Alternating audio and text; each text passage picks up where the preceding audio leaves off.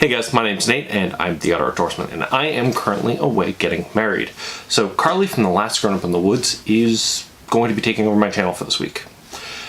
She is going to be talking about all of the medical uses for YArrow in a very Carley way. If you're a fan of her channel, you know what I'm talking about. Carley's channel, if you're not familiar, is very similar to my channel, where it talks about a bunch of different things and has a wide variety of topics. However, just a bit more nature and a lot better editing. But anyways, enough talking for me. Carley, take it away. Hi everyone, I'm Carley and I'm from The Last Grown Up in the Woods. As you may know, Nate is off honeymooning, so he can't be here. So he's asked me to come in and talk to you about YArrow. Well, he didn't specifically say talk about YArrow, but I thought I would because it's a great plant. And, do you guys hear that?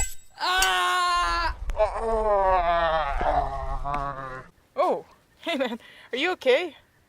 I know first aid if you need help. YArrow! I need YArrow. I've used it all up on my men. No problem, I'll be right back. Lucky for Achilles, YArrow grows throughout the northern hemisphere and likes open areas that are wet or dry, and it can tolerate poor quality soils. So it's extremely common enough that a lot of people think it's a weed. Oh, here's some. Right here.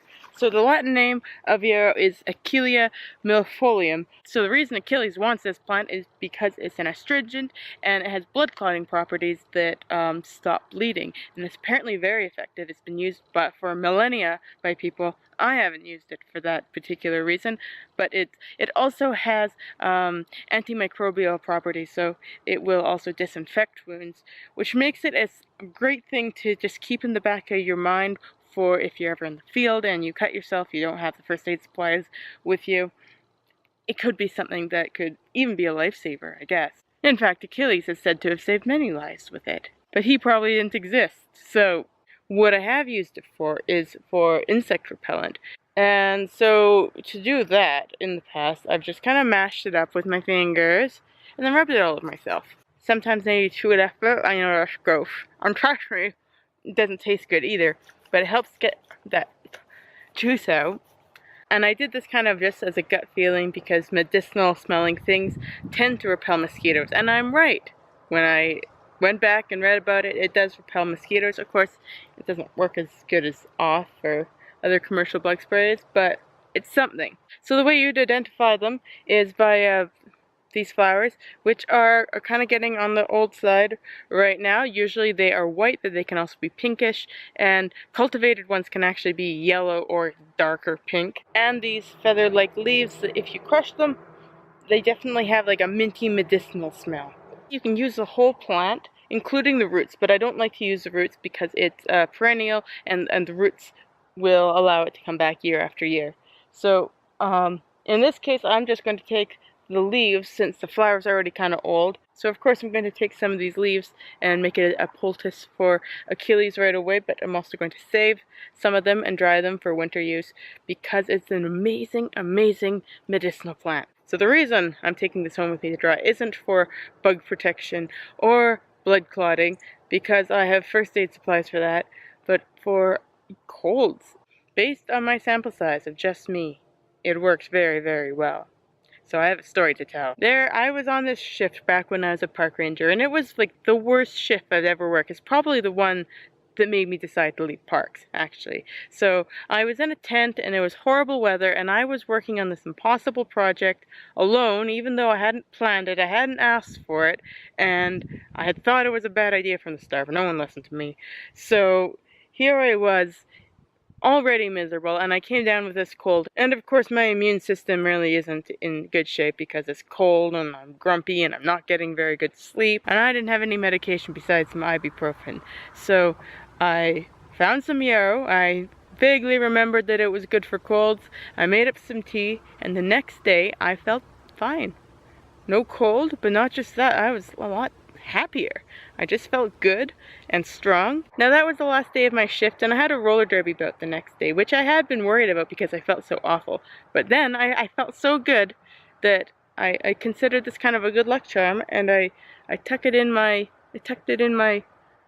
bra, and I played the best bout that I've ever played in my life today, and that was my rookie season. So to me, I've got some superstition about this, and it's definitely a good luck charm to me. So it turns out YArrow has anti-inflammatory properties, antiviral properties. Because it's an alkaloid, it can increase blood circulation and reduce blood pressure, which actually helps to break fevers as well. Oh, it's also an expectorant, and it can help the liver to process estrogen and progesterone, which maybe is why it made me feel so good.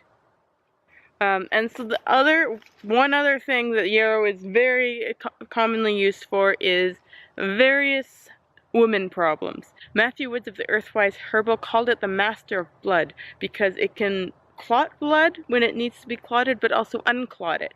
Don't ask me to give a scientific explanation, please. But between the blood stuff and the hormone stuff, it's also commonly used for women's health stuff.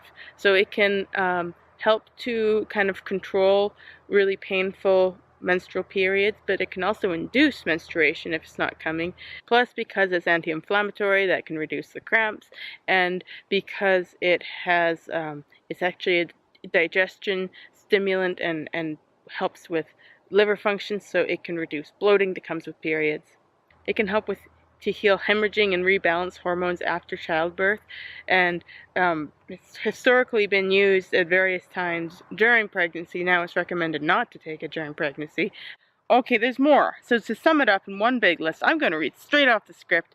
Otherwise, I'll have to do so many takes because I won't remember it all that it will be unbearable to edit. So it has the following properties. It is an expectorant, alkaloid, astringent, antimicrobial, antispasmodic, and antifungal. Taken orally, it can be used as a stomach tonic, relieve diarrhea, increase bile protection, assist treatment of urinary tract infections, reduce hemorrhaging after childbirth, heal the uterus, improve circulation, and lower blood pressure. They can be placed up the nose to stop headaches and nosebleeds. You can inhale the steam from it for headaches. You can wash your head in it to prevent hair loss. And if you bathe or wash in it, it can help with the whole slew of other conditions, including rashes, sore muscles, rheumatism, oily skin, hemorrhoids, and postpartum healing. Poultices can be used for mosquito bites, cuts, bruises, burns, boils, and pimples. Though it can be chewed for toothaches, but I don't recommend that because it tastes horrible. Boiling and inhaling it will help with respiratory ailments, and gargling it will help with unpleasant throat and mouth stuff. And it was used in a herb mixture for baiting lynx, burned as a smudge for deterring insects, and it's also been used in the past for speeding labor, but it's now recommended that pregnant women avoid it, though Health Canada does consider it safe for non-pregnant people. And it has also been used to replace hops in beer making. So you can really see why Achilles must have liked this plant so much. Oh yeah, Achilles, I gotta go. Achilles, I'm back. I got it, here. Hey, Achilles.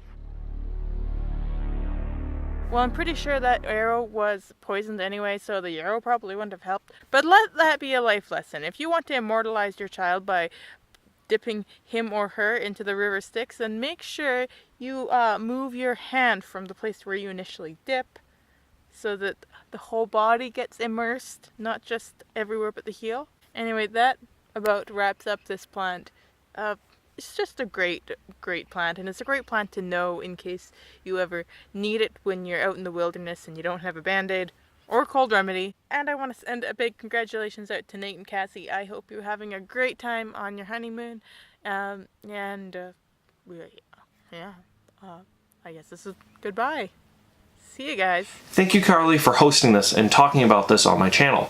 I learned a lot about YArrow in this video, and I also learned about how to identify it. YArrow wasn't something I was very good on knowing. One thing I do like to say about plants on my channel is she's done her research. Now it's really time for you to do yours. It's just something I like to say with plants on my channel. I highly recommend Carley's channel. I really do. I'm a big subscriber of her channel. And she's a great way of showing off whatever topic she's covering. And not only through discussion, but through editing, and she really just has a way of communicating it. There really is rarely a dull moment on her channel when it comes to topics she's covering. If you're looking for something to start, my favorite one is her Startling Culinary Adventures playlist. Kind of an awesome one to start with, but I probably wouldn't start with the ones where she's eating bugs if you don't like that. But there are plant ones in there too. So go into that playlist. She does awesome videos in there. But it's great. She does awesome stuff on there. Anyways, remember, have a great day. Get out in the woods, have fun, learn something new, find some cool plants. See everyone.